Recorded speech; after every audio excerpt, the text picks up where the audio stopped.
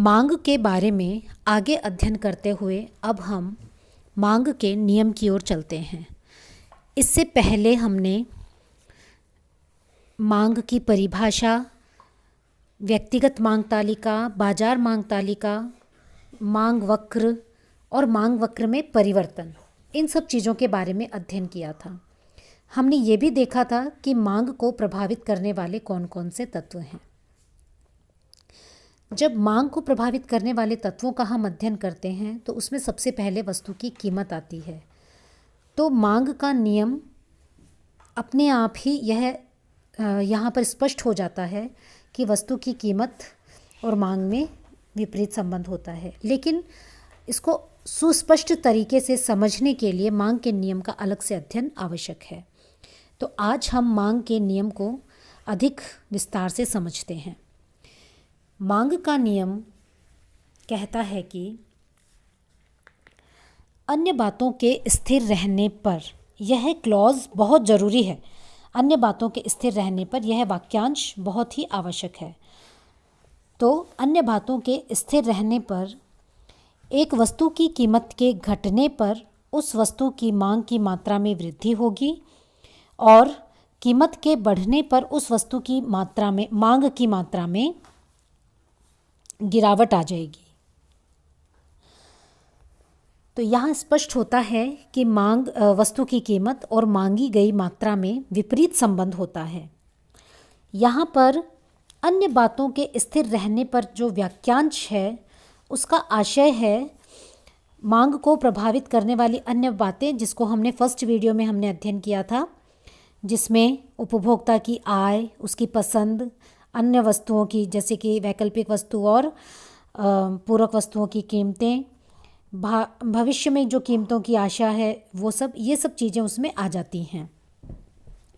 तो इन्हें जब हम स्थिर मान लें तब वस्तु की कीमत और उसकी मांगी गई मात्रा में ऋणात्मक संबंध होगा या विपरीत संबंध होगा। पहले जो हमने वीडियो देखे थे उनमें हमने अध्ययन किया था तालिका के माध्यम से। उनमें भी हमने यह स्पष्ट किया था कि जैसे जैसे किसी वस्तु के मूल्य में वृद्धि होती है वैसे वैसे उसकी मांगी गई मात्रा में कमी होती जाती है। तो उस मांग तालिका को देखने पर यह स्पष्ट होता है कि मांग का नियम क्या कहता है कि कीमत और वस्तु की कीमत और उसकी मांगी गई मात्रा में विपरीत या फिर ऋणात्मक संबंध होता है। मांग के नियम का जो रेखा चित्र है इसे हम इस तरह से स्पष्ट कर सकते हैं। यहाँ यह बात बहुत अच्छे से ध्यान रखने योग्य है, जो आपके हमेशा आगे भी आपको ध्यान में रखनी है, कि जब हम अर्थशास्त्र में किन्हीं भी दो चरों का संबंध पढ़ते हैं और जब हम उन्हें ग्राफ पर दिखाते हैं, दो चरों में एक चर स्वतंत्र होता है और एक आश्रित चर। स्वतंत्र चर वह होता है जिसमें अपने आप परिवर्तन होता है, यहाँ पर हम उसे कीमत मान रहे हैं। और आश्रित चर जो कि स्वतंत्र चर में परिवर्तन के कारण परिवर्तित होता है, जैसे कि मांग। कीमत में अपने आप परिवर्तन होगा और कीमत में परिवर्तन के कारण वस्तु की मांग में परिवर्तन होगा। तो यहाँ स्वतंत्र चर कीमत है और आश्रित चर मांग है। इसके हम दूसरे उदाहरण भी ले सकते हैं, जैसे उत्पादन की मात्रा और उत्पादन के साधनों की मात्रा। उत्पादन के साधन स्वतंत्र चर हैं। जैसे जैसे उत्पादन के साधनों में परिवर्तन होगा, आश्रित चर उत्पादन की मात्रा में परिवर्तन होगा। ठीक है। इसी तरह बेची गई वस्तु की मात्रा और उससे प्राप्त रेवेन्यू, आगम।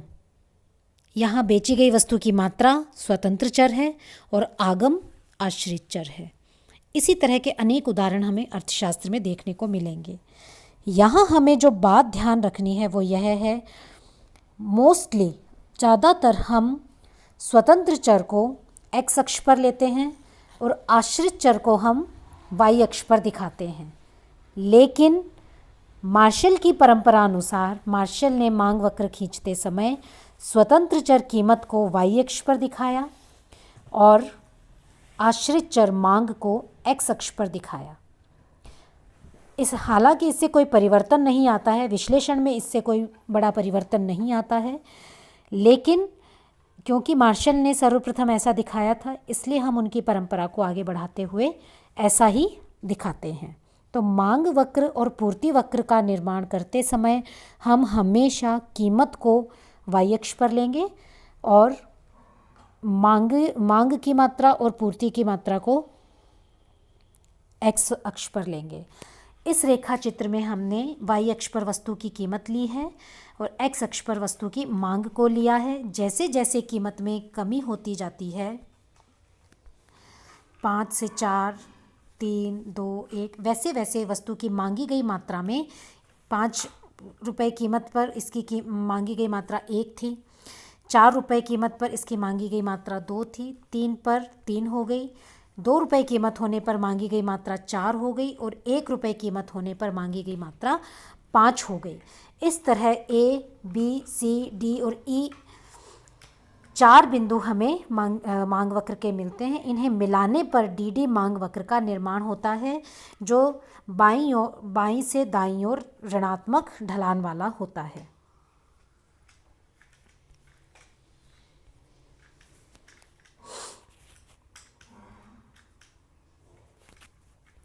इसमें हम देख सकते हैं कि कीमत ज़्यादा होने पर मांगी गई मात्रा कम है और जैसे जैसे कीमत में कमी होती है,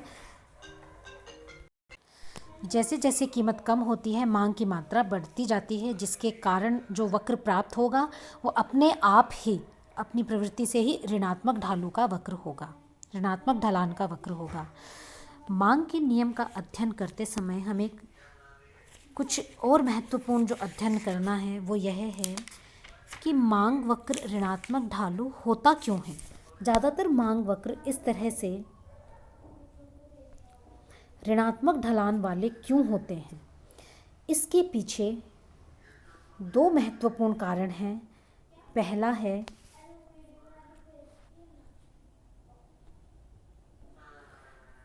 है प्रतिस्थापन प्रभाव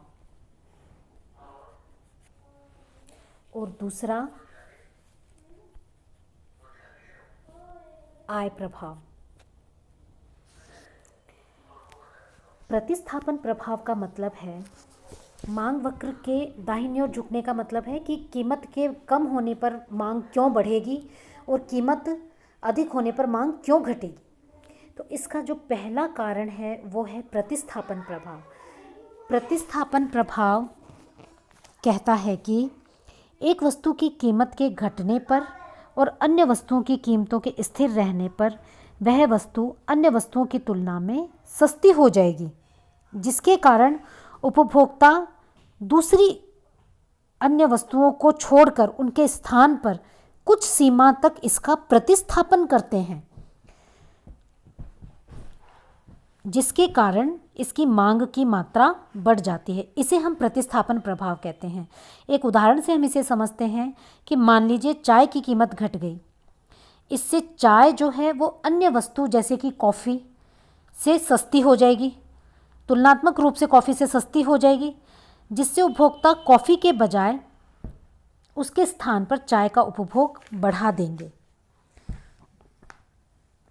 इस प्रकार प्रतिस्थापन प्रभाव के कारण वस्तु की मांग में उसकी कीमत के वृद्धि होने पर कमी हो जाती है। दूसरा है आय प्रभाव। आय प्रभाव का मतलब है कि जब एक वस्तु की कीमत के घटने से उपभोक्ता की जो वास्तविक आय है वो बढ़ जाती है।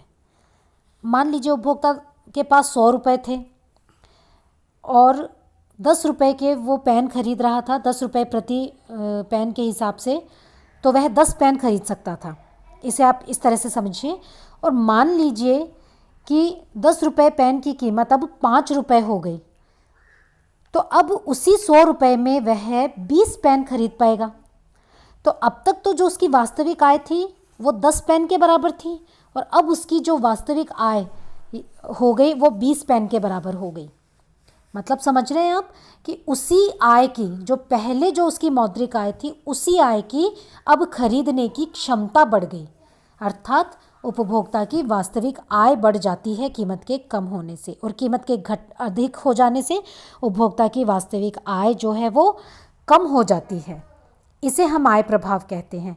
तो वास्तविक आय के बढ़ने पर यानी कि कीमत के कम होने पर उपभोक्ता उस वस्तु का उपभोग बढ़ा देगा, और वास्तविक आय के कम होने पर अर्थात कीमत के बढ़ने पर उपभोक्ता उस वस्तु का उपभोग कम कर देगा। तीसरा हम इसमें कारण देख सकते हैं कि कम जब कीमत हो जाएगी, जब एक वस्तु की कीमत कम हो जाती है तो उसकी कम कीमत पर और बाजार में से और नए क्रेता भी उस वस्तु को खरीदने लगते हैं। जब नए क्रेता जुड़ जाते हैं जो पहले उस वस्तु को महंगे भावों पर खरीदने में समर्थ नहीं थे, अब वो नए क्रेता कीमत के कम होने पर उस वस्तु को खरीद पाएंगे। इसलिए नए क्रेता जब कीमत कम हो जाती है तो वे बाजार में उस वस्तु से जुड़ जाते हैं। एक और कारण जो हम पढ़ सकते हैं, समसीमांत उपयोगिता नियम को बनाए रखने के लिए भी, समसीमांत उपयोगिता नियम अधिकतम संतुष्टि के लिए आवश्यक है। उसमें सीमांत उपयोगिताओं और कीमत का अनुपात दूसरी वस्तु की सीमांत उपयोगिता और कीमत के अनुपात के बराबर होना चाहिए। तो उस नियम के अनुसार भी संतुलन स्थिति के लिए आवश्यक है कि उपभोक्ता कम कीमत पर वस्तु के उपभोग मात्रा को बढ़ा दे, जिसके कारण सीमांत उपयोगिता और कीमत का अनुपात दूसरी वस्तु के बराबर हो जाए।